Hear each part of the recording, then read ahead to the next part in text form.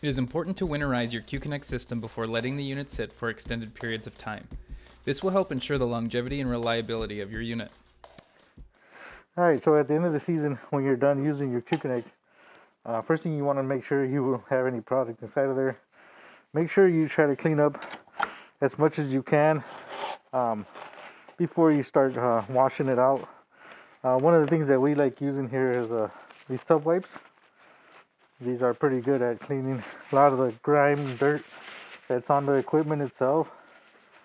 And we try to get as much of it off before we proceed to winterizing and cleaning these and winterizing these.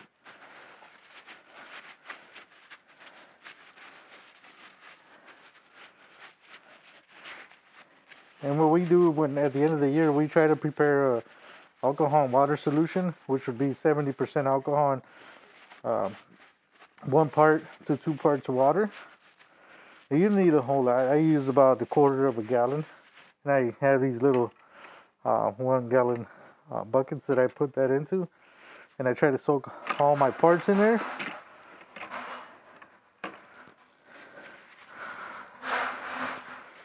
Again, you want to make sure you clean everything up real nice and as clean as you can possibly get it. Sometimes it's going to be real difficult to get a lot of that residue product that has kind of caked up, dried up over the year, over the season. You want to take all your tubing apart. You want to clean out your tees, all your tees. You want to clean out your handles.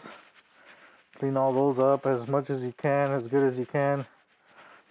You want to insert those into your alcohol bath. Same thing with the tubing. I usually like doing the parts first, and then the following day I do all the tubing itself, and I get all that cleaned up, and I put that into alcohol solution, and I let all that sit overnight.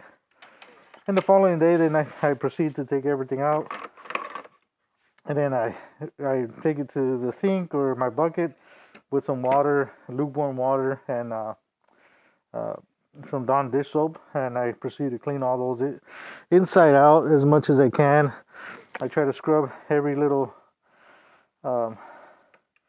crevice inside of here, the tips, just trying to get everything that could be lodged inside of there out of there. Just clean it as much as you can on the outside. Brush it off with some brushes. Then you want to soak that in water. Same thing with all the other components, all your other pieces. Want to clean those off.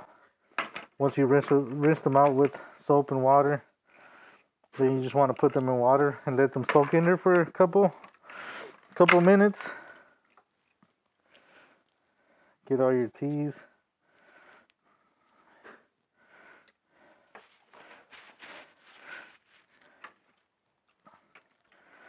Same thing with the harness, the bottle cap. You want to make sure that you clean everything off inside the bottle cap. You could remove the dip tube as well. Clean that up inside of there. You could remove the Schrader valve core. Remove the core. Clean that up. Make sure you get the pressure relief valve. Clean all that up. Lubricate that back up after you rinse it out and all that. It's dried up. Once we rinse it out, usually what I like to do is I like to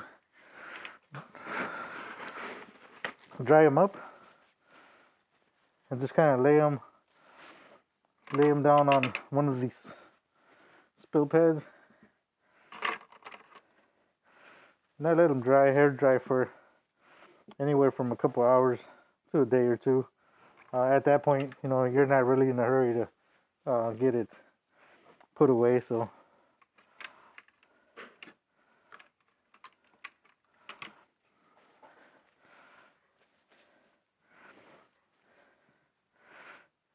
and then once we have everything cleaned up, like these harness connectors especially, we want to make sure that, again, our O-ring is nice and pliable. It's working. It's in working condition.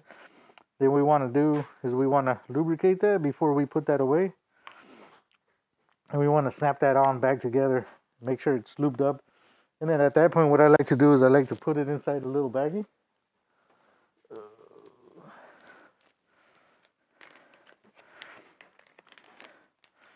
Kind of hold that, and then it should be good for the year. Same thing with the bottle cap. Make sure everything is nice and clean. At this point, you could take some of your time to do a lot of the repairs themselves. That way you have the equipment ready for next year. That way all you have to do is just take it out, assemble it back together, and you're ready to roll. If not, you dry it up, clean it up, and then just put it away. And then you can do all that in the spring when you're ready to reuse the equipment again. And you want to make sure that you store this in a controlled environment. You don't want it to be in an environment where it's freezing or it's over 110, 115 degrees Fahrenheit. So